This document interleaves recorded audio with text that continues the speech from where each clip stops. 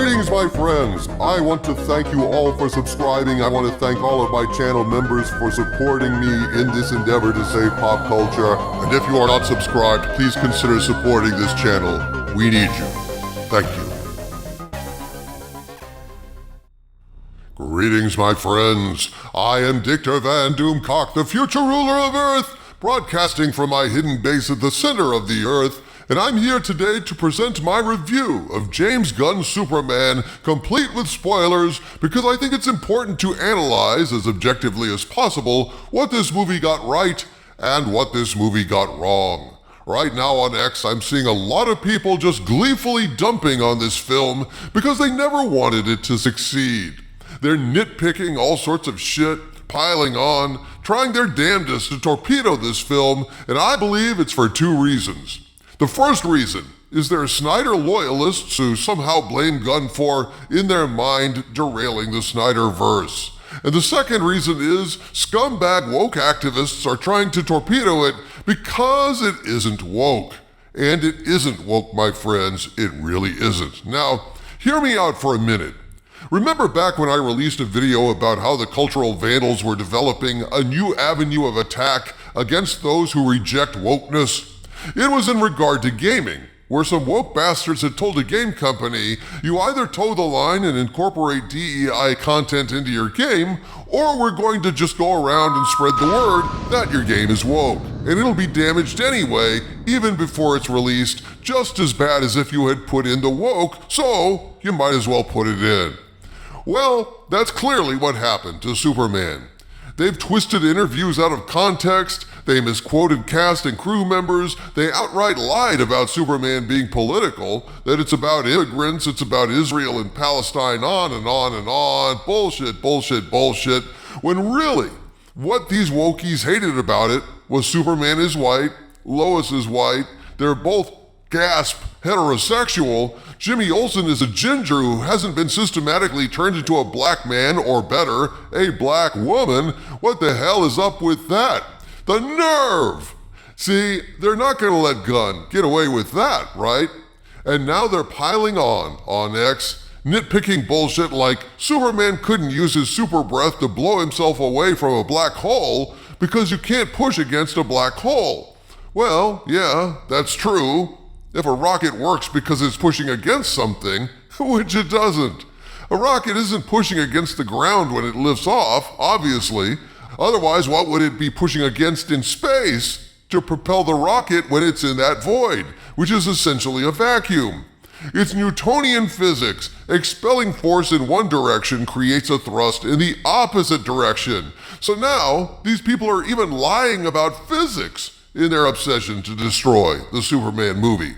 Well, make no mistake, my friends, this movie is being targeted by Snyder bros and by woke pieces of garbage obsessed with seeing it fail because it rejects woke and all of its works.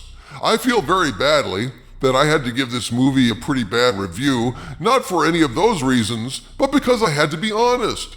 I had to admit I didn't have fun watching Superman. Now, let me discuss a few details with spoilers here, because it's important not to feed into their narrative and just crap on the movie to crap on the movie.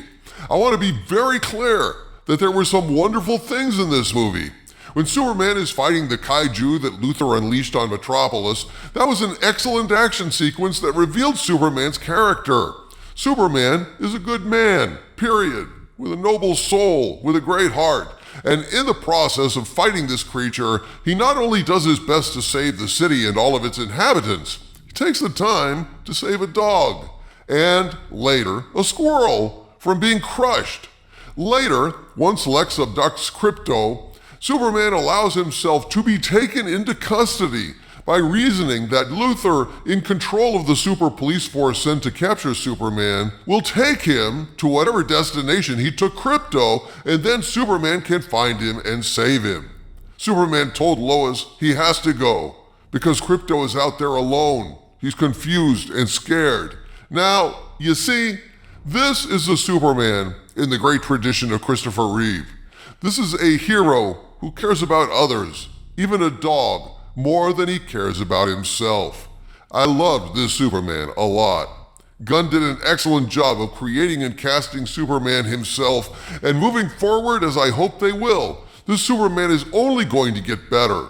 And his relationship with Lois is wonderful because she is wonderful. A very positive, strong, and feminine role model for young girls to see that you don't need to be beating up 200-pound men to be a strong woman. You can also be smart, compassionate, and yes, support your man. You see why the woke assholes are attacking this movie? I also really loved Mr. Terrific and Guy Gardner, the Green Lantern. I had no problem with Hawkgirl. She just wasn't given a whole lot to do in this movie, but that's okay. I'm sure they'll flesh her out in the future, and I do specifically like how she kills the evil dictator working with Lex to destroy the small defenseless country so that Lex can split it with him and have a kingdom. He tells Hawkgirl as she's carrying him through the air, "You can't kill me." And she just smiles and says, "I'm not Superman," and drops the piece of shit to his death. Point for Hawkgirl. I look forward to seeing more of her in the future. Guy Gardner was very funny as Green Lantern, lending so much needed comedy relief to this movie. He was self-centered, egotistical, and a bit of a dick. In other words, an excellent leader for the group he has stubbornly decided to call the Justice Gang, even though most everyone else hates that name. But you know the best part of the movie is Mr. Terrific, the techno mage with his advanced ship and fighting drones. There's a scene where he and his drones take out an entire base of Luthor's militaristic goons without blinking. It was badass stuff, folks, and it was a hell of a lot of fun. There's an awful lot to love about this movie. Don't let the liars trying to destroy it tell you any differently. I believe this movie has his heart in the right place, and I advise you to go see it for yourself and make up your own mind, because we need to support movies with good hearts, even when they stumble, which this one does, and that stumbling is all because of Lex Luthor. In my spoiler-free review, I made it quite clear I hated this character so much it took me out of the fun, yanked me right out of the damn movie. My problem with it was, I'd see something really good like the kaiju fight, like Mr. Terrific kicking ass like crazy, but then we always cut back to Luthor torturing Krypto, or Superman, or some innocent bystander who simply helped Superman up from a crater when he got knocked down. That's where the movie completely jumped the shark for me. It wasn't woke, it was simply a miscalculation on Gunn's part. Because Superman is so invulnerable, Gunn racked his brain to come up with fiendish ways to destroy Superman in a plot by Luthor, figuring you build a narrative by adding pressure after pressure onto the hero. All well and good, but it's the relentless and nasty nature of the pressures that destroyed this movie. Superman never gets to shine because Luthor constantly keeps besting him, humiliating him, beating him up. Everywhere Superman turns, Luthor is there with another part of his plan, ruining his damn life. It's demoralizing to see Superman beaten, reeling, and tortured for most of the movie's running time, but the deal breaker for me was the aforementioned innocent bystander who simply helps Superman up from a crater. He steps out of the surrounding crowd and does Superman a simple kindness, and for that, he pays with his life. Once Superman surrenders in hopes he'll be taken to whatever prison Lex took Krypto to, he puts Superman in a cell with Metamorpho and uses Metamorpho to create kryptonite out of his hand and leaves Superman to rot in there. Superman is slowly dying due to Metamorpho, who stupidly agrees to do this because Luthor has his son.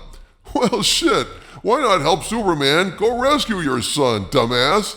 But no, Superman lies on the floor slowly dying in an extra-dimensional jail.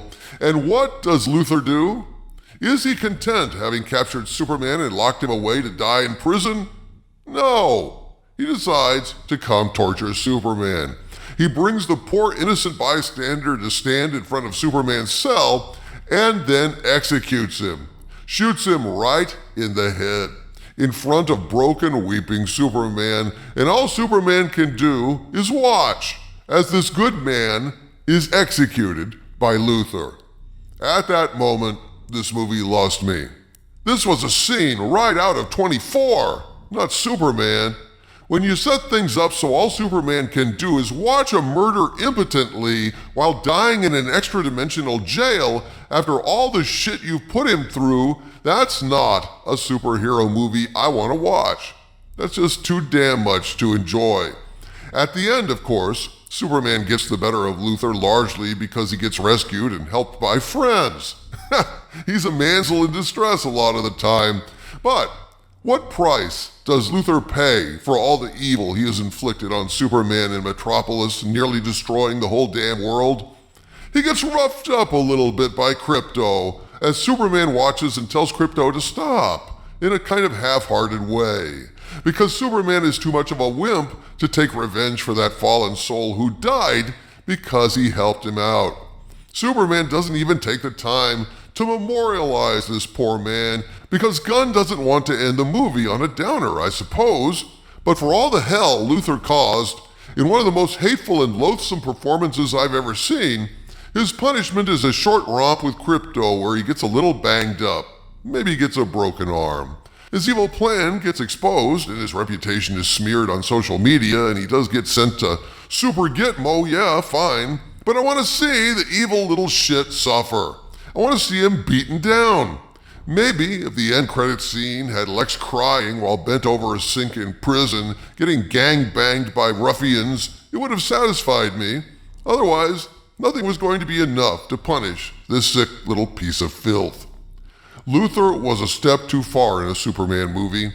We want big villains doing grand schemes and a hero who splendidly rises above all of that despite whatever challenges are thrown his way, not a guy tortured and beaten through the whole movie and the bad guy has a romp with a super dog who plays rough at the end as a consequence. Finally, they turned Superman's parents from benevolent custodians into monsters, conquering aliens, telling their son to take over Earth and mate with many women to establish his dynasty. Well, isn't that special? That's basically lifted from Iron Giant, when before the Iron Giant got bonked on the head, he was sent to conquer Earth, not protect it. But I guess that's fair, since Iron Giant directly incorporates Superman as the Iron Giant's hero. So while yes, this slanders the Kryptonians and undermines canon, I had bigger objections, so I just kind of let that one slip by, figuring it showed Superman is his own man, not his parents' lackey or robot. So in conclusion, my friends, Superman is a flawed movie, but a fun one that lays a good, solid foundation with some great characters for future expansion in the DCU.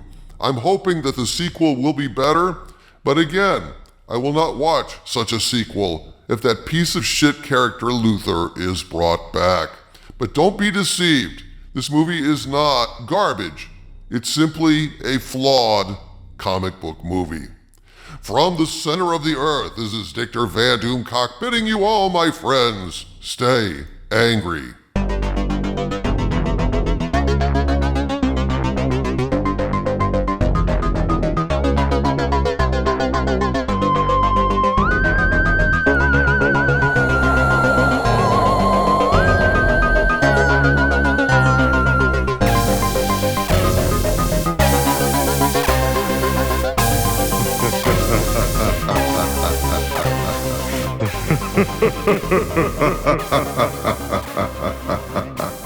Ha ha ha.